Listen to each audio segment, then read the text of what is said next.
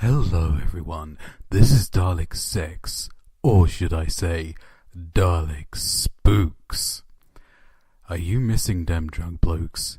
Are you ready for 45 minutes of weirdness, scariness, and general blah? Then welcome to the Dem Drunk Blokes Halloween Sextacular. Halloween Sex Spooktacular. Fuck it, roll the intro music.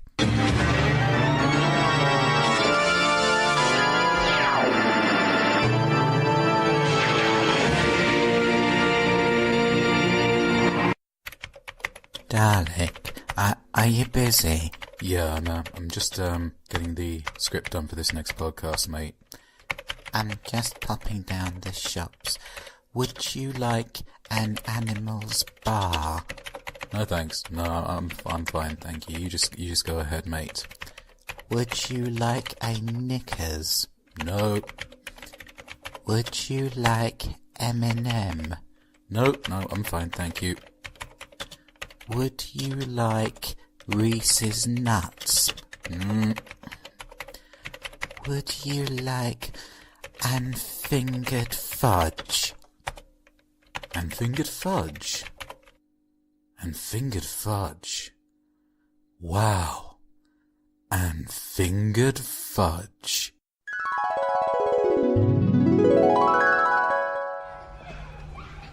And fingered fudge is just enough to give your kids a treat. Hello.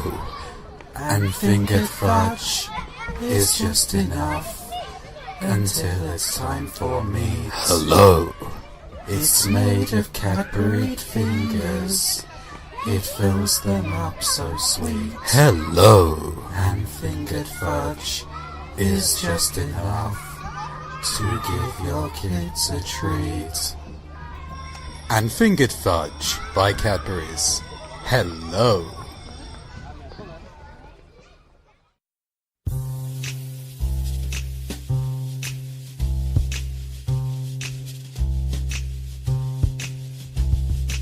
Thank you for coming, everybody. My name is Researcher Zex, and today we are going to be discussing SCP-1155, Object Class Getter.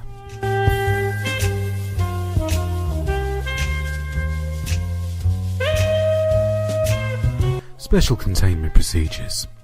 SCP-1155 is currently contained in a disused parking lot adjacent to an abandoned shopping centre in the city metropolitan area. The building is to be marked condemned, and access to both it and the car park should be restricted by Foundation personnel posing as security guards from the front company. Civilians are to be deterred from entering the site and supplied with standard Cover Story 47 structural instability / sinkhole. If they inquire as to why, SCP-1155 must be kept under constant observation by motion tracking security cameras. If SCP-1155 is observed to vanish, Mobile Task Force Pi-1, the City Slickers, should be notified immediately. Personnel should not routinely attempt to view SCP-1155 directly. Observation must be conducted remotely. Previously, whatever flat surface that SCP-1155 was currently inhabiting was obscured from view by any standard Class II enclosed mobile containment unit, or in situations where this could not be effected in a timely fashion, by obstructing it with a vehicle, storage container, or displaced rubble, provided this could be done without damaging a 3-meter radius around SCP-1155's image. Following Incident 1155-B, however, it has been observed that completely enclosing SCP-1155 has a tendency to hasten a relocation event. Revised procedures now recommend the evacuation of the immediate area surrounding SCP-1155 to the minimum distance necessary to prevent contact with the general public, unless SCP-1155 manifests in a high visibility location or anywhere where preventing public egress is impossible.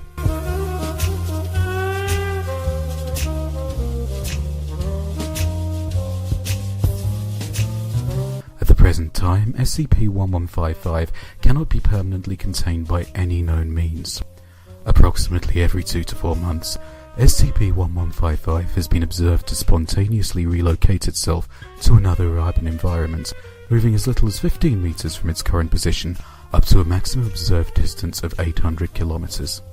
These relocation events can also be triggered by damage to the surface that SCP-1155 adheres to, interruption of an attack, any attempt to reduce the size of SCP-1155's confinement space to prevent visual contact.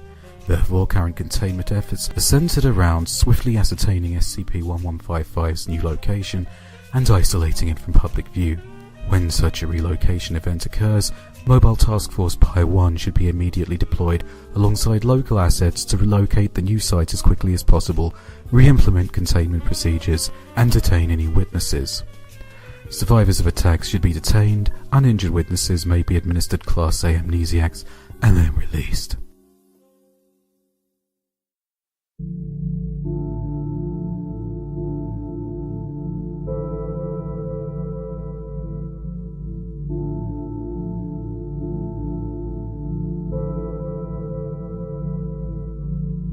Description: SCP-1155 manifests as a work of street art or graffiti depicting the form of a humanoid creature with sinewy forelimbs, claw-like hands, and the head and feathers of an owl. The depicted pose is variable, but tends towards a predatory stance with eyes that appear to track the viewer. Anyone viewing this image directly will experience a compulsion to investigate it further. Victims describe a nervous fascination and a desire to move closer. This can be resisted with effort, especially if the subject is aware of SCP-1155's anomalous properties. If a subject approaches to within 2 meters and is not in the line of sight of another person, they will be subjected to a violent attack, suffering severe lacerations, dismemberment of extremities, whole or partial removal of soft body parts, and penetrating head trauma consistent with those that would be inflicted by a large beak and/or talons. The attack generally takes about 6 seconds to conclude, upon which both SCP-1155 and the victim will vanish, and SCP-1155 will appear elsewhere in the usual manner of a relocation event within 7 days. Attacks can be halted before this event by re-establishing line of sight to the victim. This is not recommended. See Record of Incident 1155-A. Attempts to track where the victims are taken by equipping test subjects with GPS locators have failed. Based on tested interruptions performed at predefined intervals, the attack follows a defined pattern. The victim will first be restrained, and the eyes and tongue will be removed, rapidly followed by the amputation of the hands and feet. The victim will then be disemboweled and the intestines and stomach removed. Death usually follows due to shock or rapid exsanguination, but only if the attack is interrupted by visual contact. The fate of victims who disappear along with SCP-1155 at the conclusion of the attack is unknown.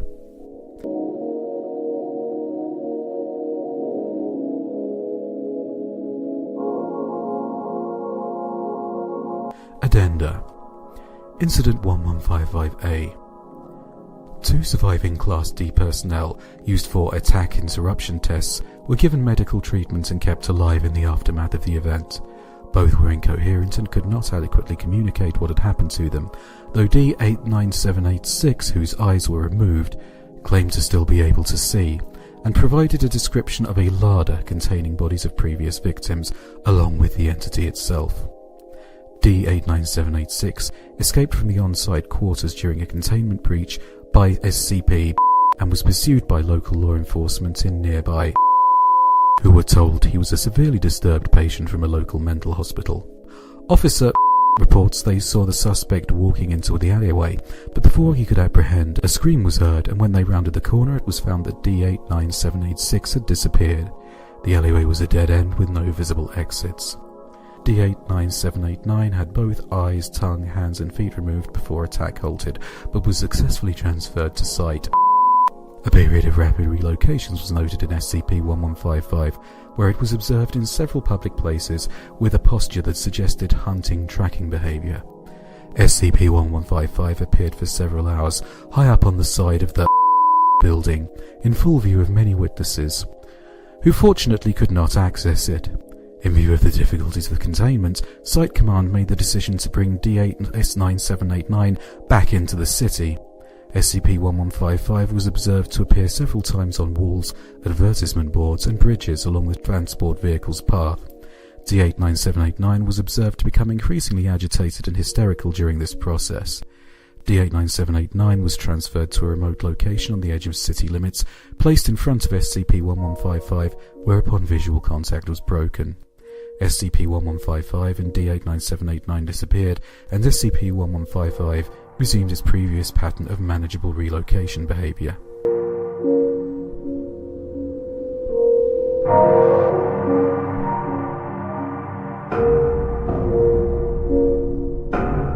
Incident 1155-B. Elements of Mobile Task Force Pi located SCP-1155 in abandoned subway station after most recent relocation event. Team leader made the decision to obscure SCP-1155 with a vending machine until more containment resources arrived, on the basis there were not enough task force members on site to guarantee secure perimeter, and local transients were known to use the area for shelter. SCP-1155 immediately displaced to a nearby children's playground, causing casualties before it could again be located. Due to the highly public nature of this location, decision was made at a command level to again provoke a displacement, resulting in the current containment location. Containment at the current location was expensive, requiring that an entire shopping centre be acquired by the Foundation and then subsequently closed, but the revised containment procedures have resulted in the longest time since the relocation event to date.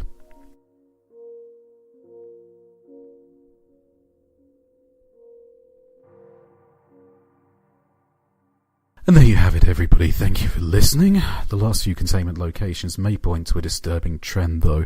Previously, SCP-1155 seems to have a pattern of appearing in low-traffic urban areas, often abandoned buildings or a quiet underpass. At risk of anthropomorphism here, it appears to have become emboldened, and it will now readily appear on public spaces, which makes containment imaginably difficult.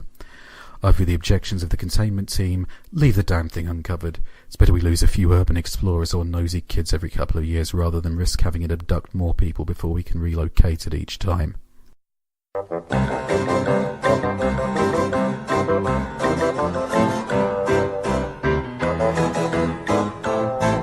Go to England on vacation with some friends. We're supposed to be going out for dinner that night, but until then we can just dick around in the city. We have to meet at the hotel at 9 PM. We're having fun. It starts to get dark out. Go to check my watch. I left it in the room. Figure I'll just ask someone. Walk up to somebody and ask, "Are you Wembley Wombly, mate? It's almost Sax Apple. Din din, Sproingo Toingo, sexy chap." Have no idea what he just said. "You what, mate?" He starts to laugh maniacally. Suddenly, Big Ben rings out. Everyone stops in the fucking street. One guy starts counting on his toes. "Oi, chaps! It be 6 bong, I say!" Everyone starts screaming out, "6 bong! 6 bong!" A carriage with the initials HRH rides down the street. The fucking Queen herself sticks her head out. "Oi, you fuck apple gits, did you hear that? It be 6 bong, 6 fucking bong, you wankers. It be Grimbo 6-a-wang-a-dang." Everyone stops, looks at her. They begin stamping their feet rhythmically, chanting, "6 bong, 6 bong." People are throwing fish and chips in the air en masse. Someone pulls out a British flag and starts waving it while singing "God Save the Queen." Several men are being beaten to death with cricket bats. Our fucking faces.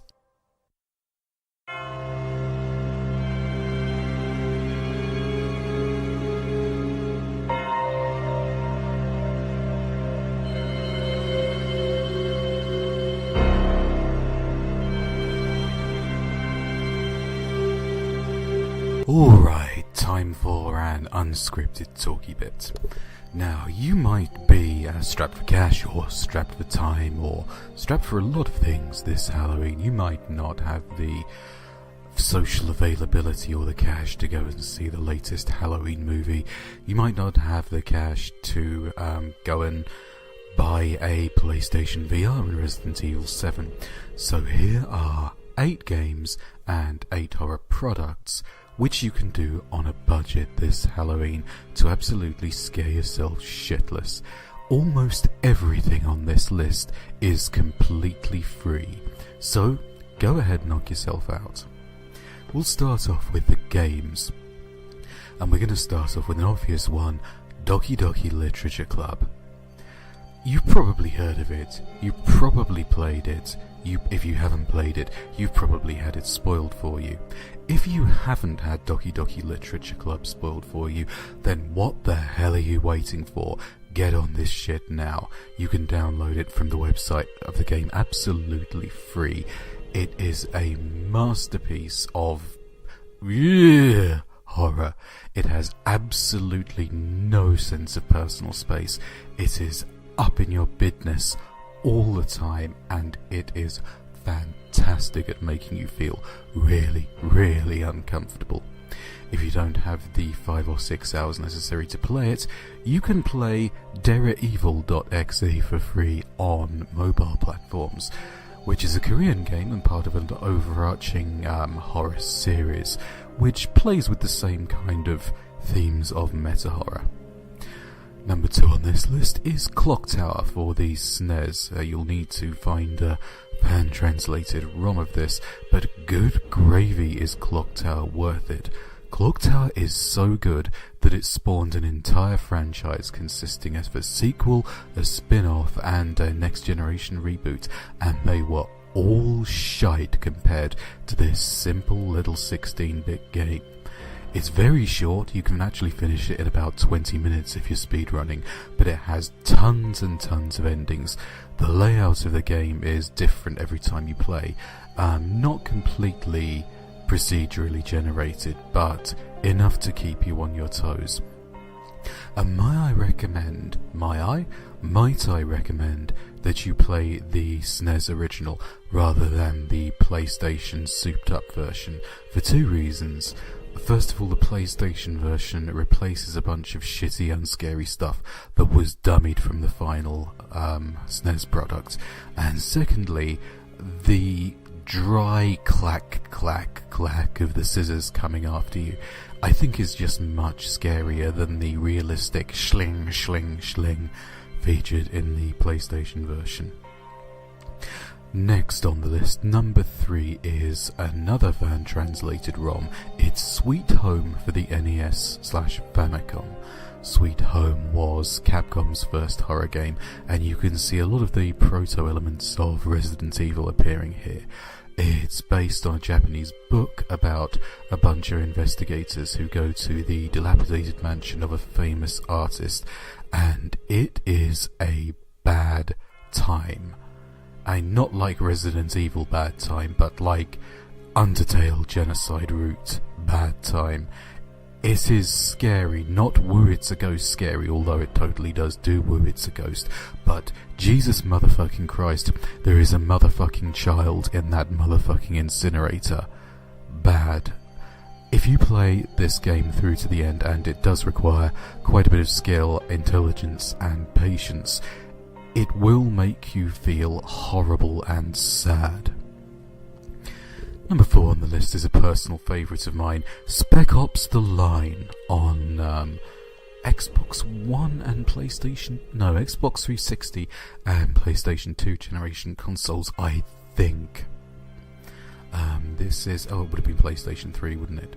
Anyway, if you've played Bloodborne, like me, you probably know that there's nothing as great as a horror game that doesn't tell you it's a horror game until you are balls deep in it.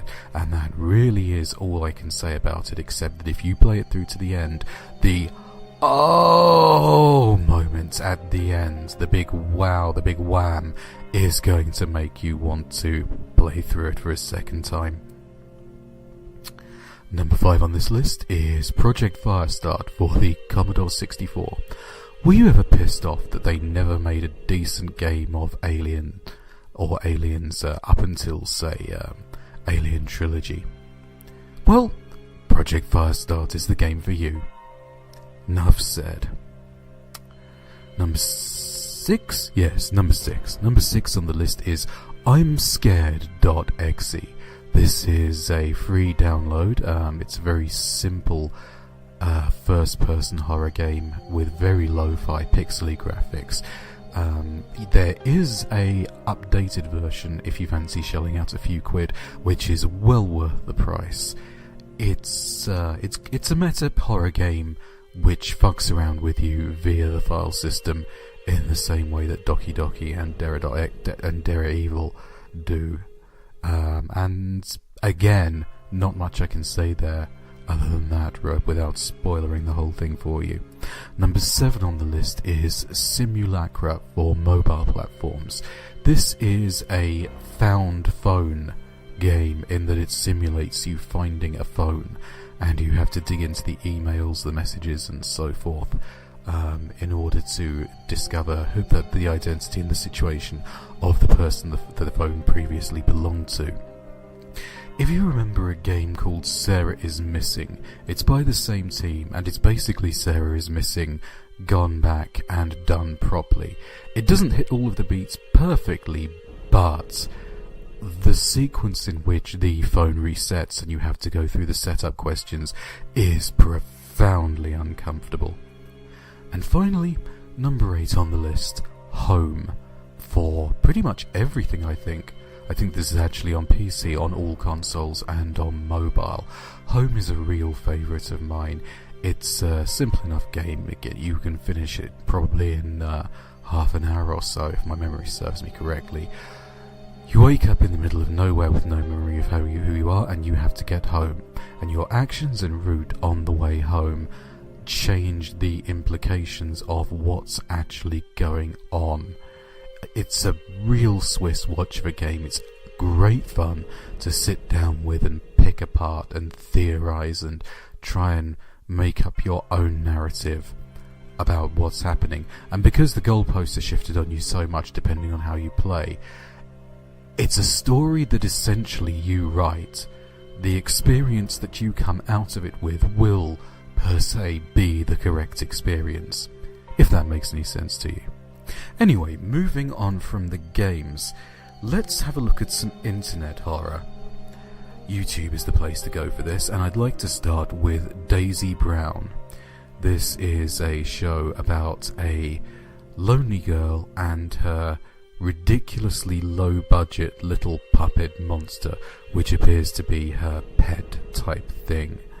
It's chock full of references to Alan Resnick and Wham City comedy. It's much smarter than you first give it credit for. And it's really uncomfortable. Really, really uncomfortable. It starts off as a goofy monster show and very quickly collapses into some seriously dark domestic abuse territory. Piece of advice, once you've watched it, try watching it with the YouTube subtitles on. Number 2 on the list, an obvious one, but worth mentioning just in case, Don't Hug Me, I'm Scared. If you like your Chris Morris, then you cannot afford to miss Don't Hug Me, I'm Scared. It is marvellous. A Sesame Street Muppet-style children's show in which every lesson goes horribly, horribly wrong. And we dip into domination, mind control, cults, we dip into body horror. There is a lot of body horror in it. Go check out Don't Hug Me, I'm Scared, especially because it's about to come back. Number 3 on my list is This House Has People in It, speaking of Alan Resnick and Wham City comedy. It's a short movie about a dysfunctional family in which the daughter is slowly phasing through the floor and into the basement. It sounds like a weird setup, and it is, but it's mesmerising to watch, and there's a tremendous amount of backstory available in the forms of emails, hidden files, a whole website. If you like, you can go on YouTube and find a compilation of all the hidden material and the whole back plot and implications about the way in which a family fails to function and hysteria and medical hoaxes is absolutely mwah. Number 4 on my list is Pets Cop, the indie horror darling of the last year on YouTube. Guy finds a silver disc, that is to say an unfinished version of a PlayStation 1 game, and starts let's playing it. But when he finds an Easter egg, shit goes south really fast. The creator of Pets Cop actually made the game. He made a fake game so that he could film himself playing it for the series, and the attention to detail is just staggering, and the plotline is great.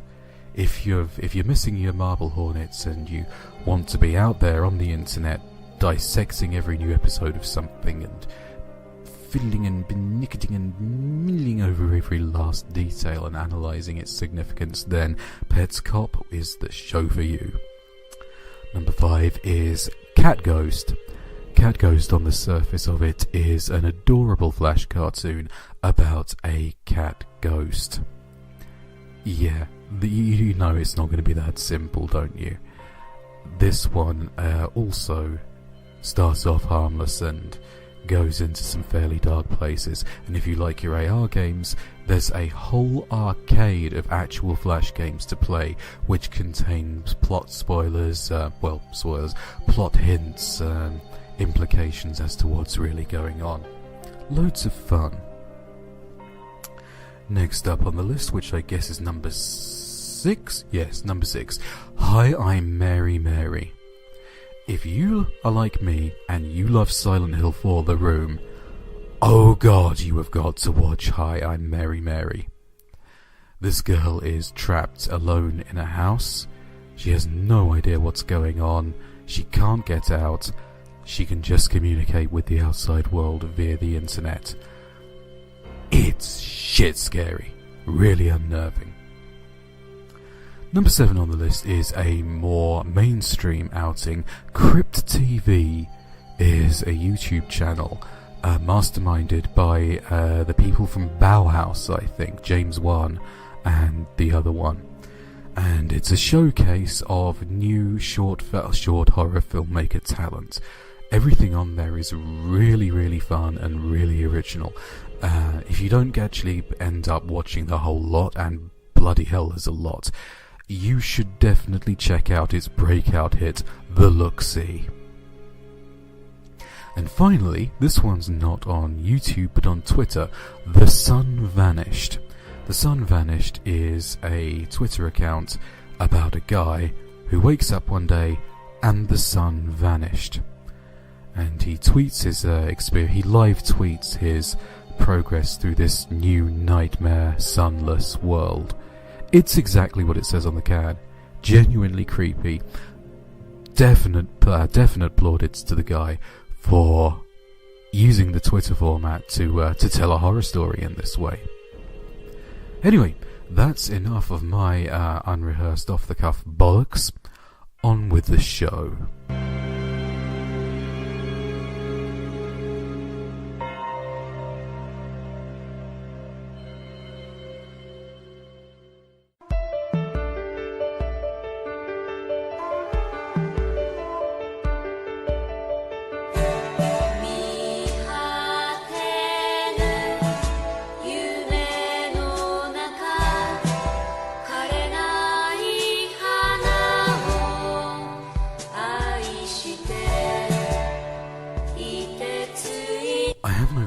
Training in chemistry, yet somehow by a process of hit and miss, I have developed a method whereby I can precipitate a soluble tartrate from morphine granules. The problem with this stuff is that it still contains an appreciable amount of chalk. The reason for this is that I obtain my supplies in the form of bottles of kaolin morphine purchased from sundry chemists. If I leave the bottles to sit for long enough, most of the morphine rises to the top, but you can never eliminate all the kaolin, and when the morphine suspension is siphoned off, some of the kaolin invariably comes as well.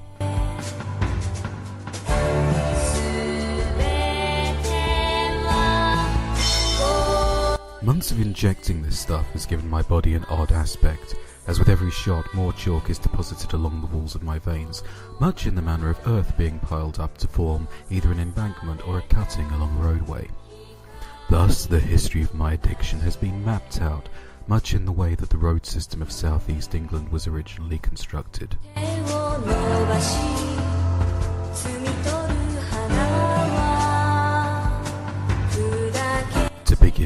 Unconscious of the effects, I methodically worked my way through the veins in my arms, first turning the metallic colour of drovers' paths, then the darker brown of cart tracks, until eventually they became macadamized, blackened by my abuse.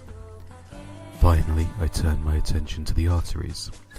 Now when I stand on the broken bathroom scales and contemplate my mute planny image in the full-length mirror, I see a network of calcified conduits radiating from my groin.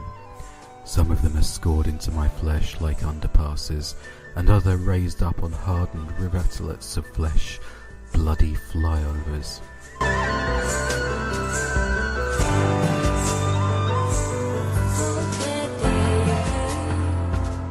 I have been driven to using the huge 5 milliliter barrels fitted with the long blue-coloured needles necessary for hitting arteries.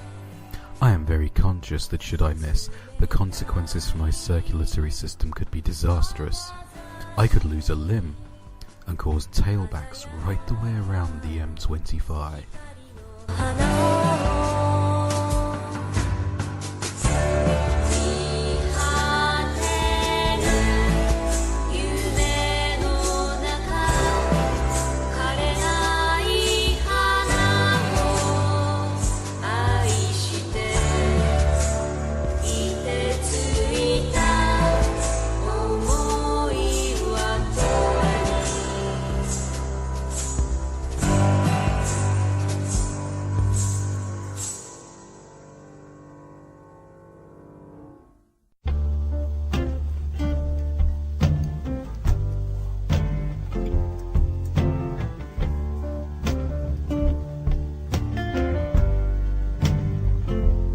Give me the ring, kissed and told.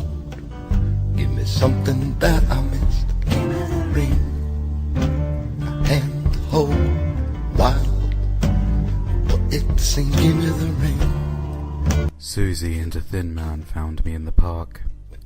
I was walking slowly round the pond, making the bones in my nose tickle by hooting. Susie said my mother had tipped her off after hearing my voice while throwing stones at the ducks. I had been there a day and a half. It's because of my job, I explained, batch testing new HCDs. But Hal said he didn't hire you in the end, she said. That would explain why he hasn't paid me. The thin man with Susie coughed up a small laugh and spat it on the ground. You'd better come to dinner on Saturday, Susie said. Clive will be there. She squeezed the man's arm. Clive is the suicide journalist. He was ghostly pale with black hair and a sad wit in his eyes. I'd say he looked like John Cusack if I could remember who the hell John Cusack was. As he gazed moodily at the pond, Susie explained that Clyde had announced in his weekly column that he had 6 months to live. On April the 15th, he would be committing suicide, and until then, he would write about how it felt to be staring death in the face. Clive took out a notebook and muttered something about the blackness of a moorhen. Do you know what month this is now? She asked. I thought it might be Martober. Susie dabbed a damp eye and said that the suicide column was the saddest, funniest, most tragic and uplifting thing she'd ever read. He has just 12 weeks to go. I looked across the pond and started honking again. Susie turned to collect Clive, who was puffing on 3 cigarettes and smirking at his notes. 8 or late with a good excuse, she crooned, and popped a sweetie in my mouth.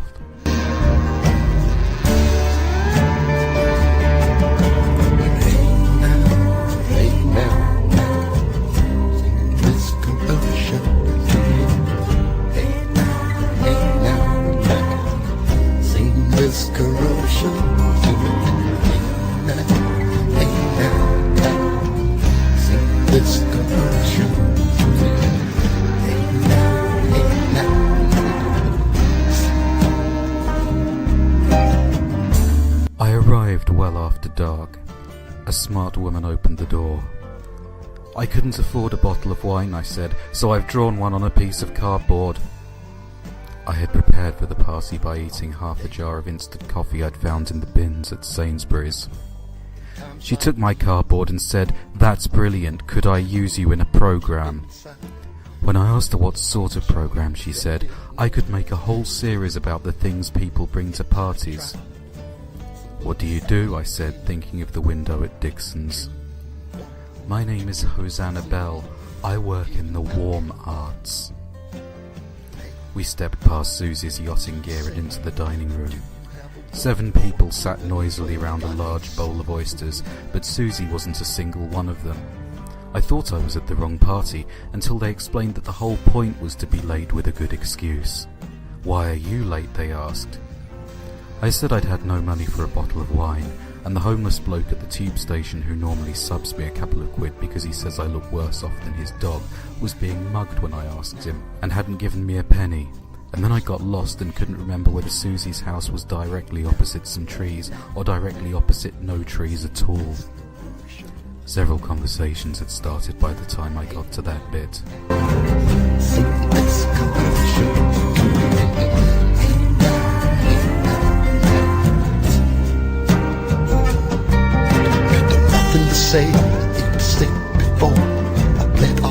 Susie arrived to great squeals and kisses. She announced she had spent the last 3 hours in bestial congress with a junior cabinet minister. Gobs hung open because everyone had thought he was gay, and several of them also knew that he was her half-brother.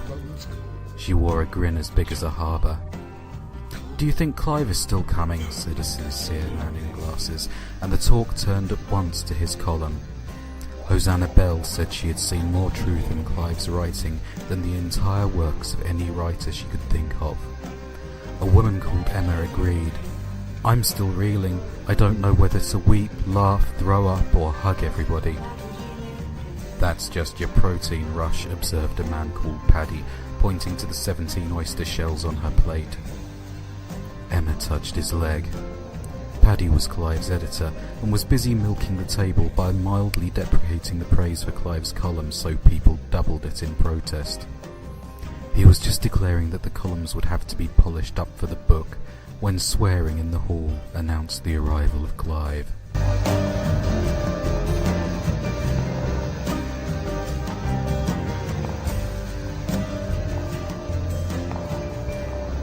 He looked a bit drunk and seemed small with his coat off. He said sorry he was late, but actually he didn't give a fuck. Everyone laughed except Paddy. Susie said, "This brilliant man has asked me if you would all take it easy on the suicide questions tonight," and helped him liberally to bivalves. We nodded of course, and I asked him if he thought oysters could commit suicide. Susie glared at me. I said I was just wondering if an oyster could make a decision like that, and if so, how would it die, because it couldn't really hang itself. "Are you being weird or sarcastic?" said Emma. I didn't know, because I often get the two feelings mixed up. She called me a plankton and started telling Clive about the time she had cut her wrists. "Look at my scars," she said.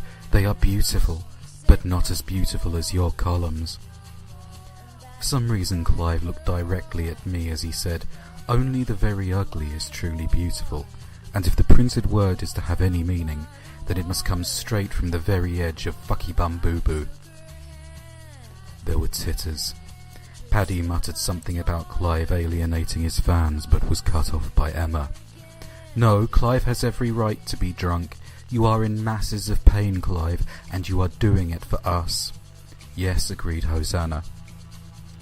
Clive asked her what the hell she knew. "In the warm arts, we're strong on people, Hal," she said. "And what you have done in volunteering to take your own life is illuminate with poignant resonance the self-destructor in all of us." There was a ripple of applause.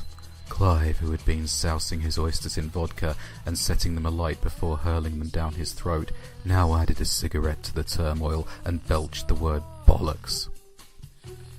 Paddy banged the table and started telling Clive that if all he could do was get pissed and shove drugs up his bum for the last 12 columns, he would lose all his priceless empathy. "This is the finest copy I ever commissioned," he said. "I'm not having it ruined by some jumped-up little floozy going all diddums." A man called Stitt said that Paddy was threatening the purity of Clive's columns. if he uses the bottle, then that should come through in his work. But he'll just end up writing about you lot, said Paddy. And suddenly all the guests were telling Clive about the time they'd nearly topped themselves. Hosanna Bell described how she'd been suicidal for 6 months after giving birth, until she'd decided to sue her baby for what it had done to her figure. Clive was insulting everyone and writing notes on his cuffs. "Losers! Crap attempt!" he shouted. "I want something that actually works." Someone said hosepipes work. Clive knew a bloke in a garden centre in Maidstone who actually cuts them to length for your particular car. He said the people carrier length hose was the most popular. "Wow," said Hosanna Bell, now also scribbling feverishly. "So then, Mr. Superstar," Paddy was saying, "what is the best way to kill yourself?" Clive said that in fact the best way he knew was to buy 200 feet of nylon rope, tie one end round your neck, the other around a lamppost, and get into your car and floor the accelerator. He said that's how his great-uncle had done it. He'd made Clive help him. He was just 9 years old, and he'd had to ride in the car and stop it crashing when his uncle's head came off. The blood had made the pedals very slippery. Clive blinked, his eyes smarting. The table fell silent. "Really?" said Paddy, genuinely shocked. "Course not, you moron!" brayed Clive, and went on to explain that we were all idiots. He could say anything and we'd lap it up, just because we thought his pain meant something, how we wouldn't give him a second thought if he wasn't going to kill himself, except that actually he wasn't, because the whole thing was a hoax, and he was going to say so in his column next week. It's hard to take when people run in circles. It's a very, very bad world.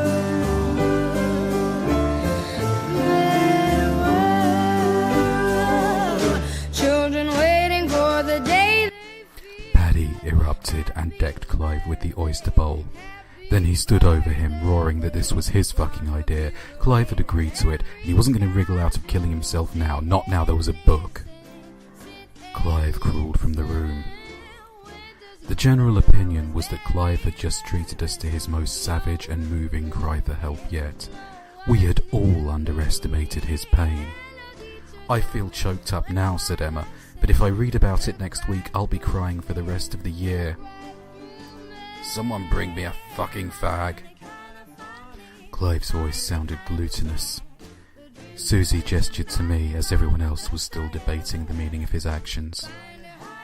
He lay on the floor, 2 regurgitated oysters a tongue's length from his leaking mouth, one of them still slightly alive. His nose seemed a better place for the cigarette. The caustic fumes revived him, and he stumbled to his feet. "I'm going out," he said. "I'm going to break into a car and drive around drunk till I crash." As he lunged past me into the hall, his foot snagged on a rope among Susie's boat bags and he fell onto the seagrass. We both looked at the large coil of blue nylon. "Are you any good at knots?" he said. Susie's car keys were hanging by the front door. "You might as well use the Discovery," I said. "She'll be so thrilled to have a new story." About an hour later, I revealed that Clive hadn't just gone for a walk, he'd gone to divorce his head, and how I'd helped him with the keys and the knots. I needed to go to sleep, and had correctly anticipated that Paddy would punch my lights out.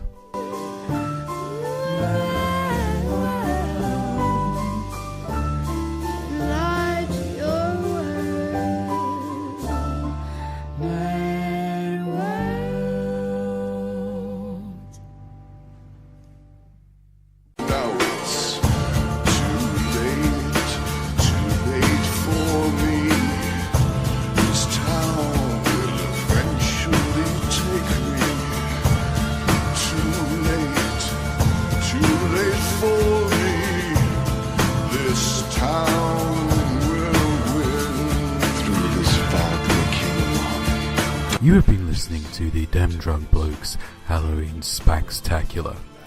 5ml Barrel was written by Will Self for Bomb the Bass and is available on the album Clear. SCP-1155 was written by Reality Glitch for the SCP Wiki. Six Bong, or Anon Goes to England, was produced by Anonymous for 4chan, and The Suicide Journalist was written by Chris Morris originally for The Guardian, and later used for the show Blue Jam, and Fingered Fudge was an original work. The show was produced and edited by Daleks X. Good night out there, whatever you are. Search for the king, while angels sing, in endless time, the dead seek out sin.